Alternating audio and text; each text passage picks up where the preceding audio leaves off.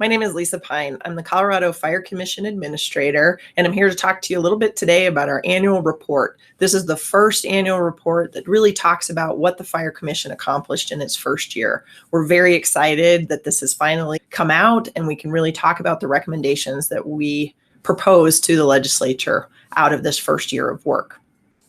The commission really was founded as an acknowledgement that we needed to look at some of the ways that we work with fire in Colorado and ways we can improve it. So we brought together a robust group of stakeholders. We've got 32 members of the commission, 24 voting members, and 8 ex officio members that really worked very hard this year to come up with these recommendations that sort of moves the ball forward in how we address fire.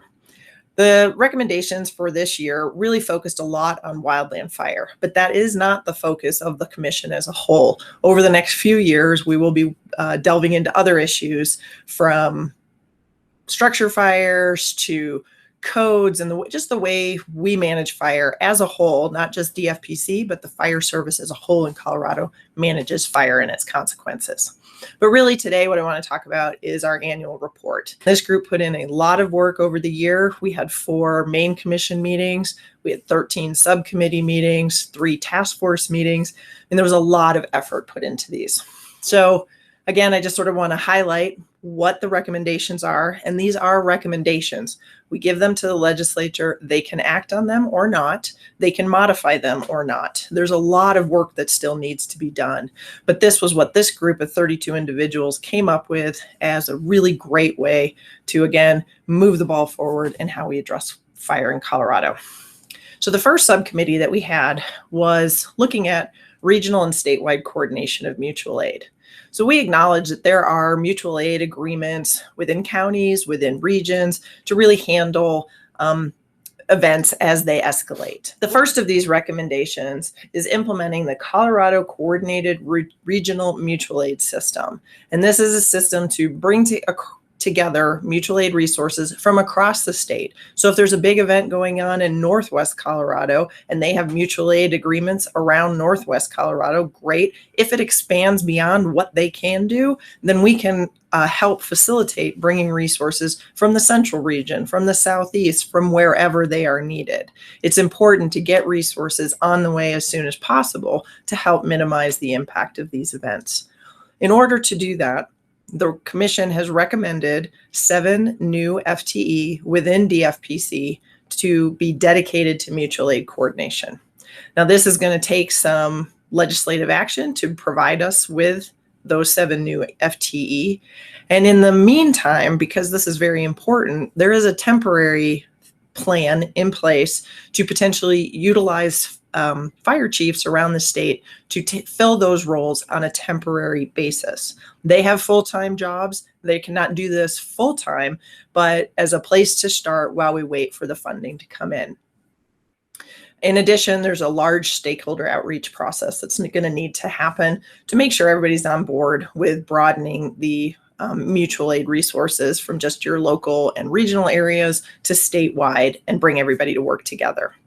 In addition to that, in order to facilitate some of this mutual aid, a second recommendation was made to update language in some of the mutual aid statutes that then will support the mutual aid system that we've discussed in the previous recommendation. There was concern that we heard, the Fire Commission heard, that where liability rests when you have mutual aid is concerning. So right now, if I ask for fire assistance from my neighboring fire department, I am liable for any actions they take. With this rewrite, what we are saying is everybody is responsible for their own people. So when you come to assist me, you are still liable for the actions of your firefighters. So this was something, again, that was brought to the commission by the fire service, asking us to look into that. Again, these are just recommendations, that there is no guarantee that these will be enacted. There, again, is more stakeholder outreach to be done and more work to be done as it moves through the legislative process. So those are the first 2 with the regional and statewide coordination of mutual aid. After that, we had a subcommittee devoted to large fire funding. So the goal of this committee was to create a stable funding mechanism for suppression costs of large wildland fires. However, instead of just looking at the large wildland fires, this group chose to look at two pieces: the front end, when fires are small, and the back end, when they're large fires that become state responsibility.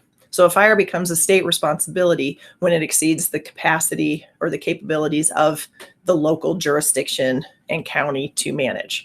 And then we take on some of the financial responsibility for that fire. Currently, how these fires are paid for is we have something called the Emergency Fire Fund, which generates about $1 million a year for us in assessments, county assessments. So counties participate in the program. And this money is the funding we have for large wildland fires.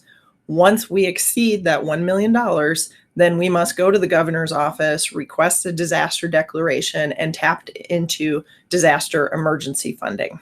So the Fire Commission felt like $1 million is not really a lot of money to go towards large fire funding. It doesn't go very far. In 2018, that money was used up by April. I think it was April 17th. So you can see 2018, which was about $40 million in state responsibility costs, 1 million didn't go very far.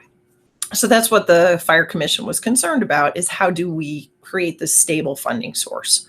And then on the front end, how do we encourage better initial attack, early detection? How do we utilize the resources of DFPC to really assist local communities upfront when fires are small and hopefully can be managed and put out quickly? So looking at those two pieces, the Fire Commission really sort of looked hard at this emergency fire fund. Where will this $1 million do the best good?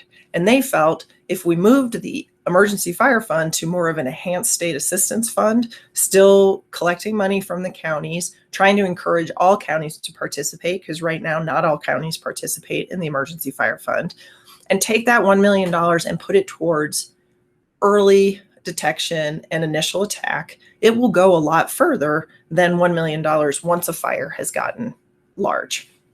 So that was one of the proposals, is to move the emergency fire fund to this enhanced state assistance fund, have $1 million, add an additional $1.8 million to support more DFPC activities, more initial response activities from our resources, and really hit these fires hard.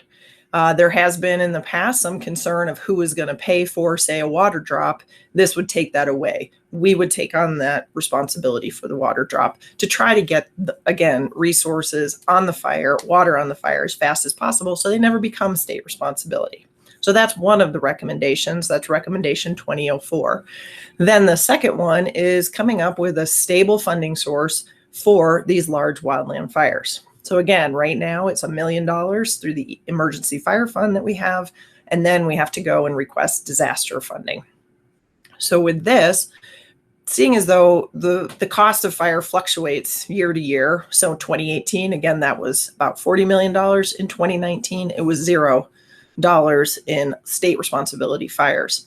So acknowledging that transition or that scope, and we never know from year to year, the goal was to create a state responsibility large fire fund that is a 5-year rolling average. So we take the last 5 years of how much the state had to put into fire, and that is how much and take that average, and that's how much of the appropriation we would get that year, and continue year after year to collect that money up to a cap.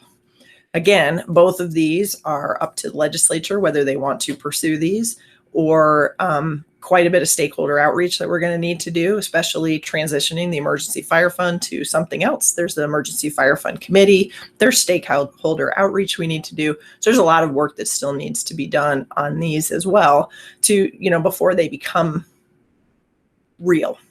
But this is, again, what these 32 people who came together really thought was a great opportunity and way for us to pursue stable funding to handle wildland fires, both when they're small and when they're large. Then the third committee that we had really was looking at fire data. Now, this committee doesn't have any formal recommendations like we're going to do this and it's going to cost that. What they've really uncovered is data is exceedingly complicated. There are many different databases. There's a lot of people collecting information. We have the National Fire Incident Reporting System where we collect information from fire departments, but then there's federal fire departments, land management, and we don't really capture what happens on those lands. And there's police involved when we have sort of an arson, and are we getting all that information? So we want to make sure we're gathering all the data that's available within the state, and really found out that it's quite much bigger issue than we thought it was. So what we're doing now is sort of coming up with that plan for next year of what we want to do. How do we get more fire departments to report their calls? How do we put that data out there so that everyone in the state has access to it and can see sort of what are the fire problems that we have? So the recommendation 5, which came from that committee, is really an outline of high-level ideas of how we're going to move forward. So a lot of work still needs to be done. These are great places to start, and we're very excited for sort of the collaboration that came up with these ideas. There was a lot of input, a lot of discussion, and these are some really great ideas to move forward. And again, it goes to the legislature now, and we start the stakeholder outreach process and see how we can move it forward. But this annual report is also not the end of the Fire Commission. We start again in October. We have our next meeting where we will discuss what are the things that the commission members feel like we should be addressing for the next year. The legislation that created this commission had 10 issues as a place to start to look at. These 5 recommendations that we have really only dealt with 4 of those 10 issues. So we have 6 more issues to look at. We have a lot of things we're still going to be working on. Again, this year was very heavily focused on wildland fire. Next year, we're going to do a whole lot more, possibly in the world of structure fire, or in how, we look at how we evaluate, are we doing a good job or not? Look at what kind of technical expertise we provide, we meaning DFPC provides out to our stakeholders, and are there pieces missing, or are there things we can do better? So really, this commission is around for at least 5 years. We sunset in 5 years. So we've got a lot of time and a lot of work to do moving forward. But again, excited to get this first annual report out. I hope you will download it off of our website. Encourage you to reach out and review the document, provide comments, ask questions, and by all means, all of our meetings are open. They're posted on our website, and you are more than welcome to come to them and reach out and provide your input on what the Fire Commission should be working on. I hope you got a little something out of this video today, and I hope you have a wonderful day. Thank you.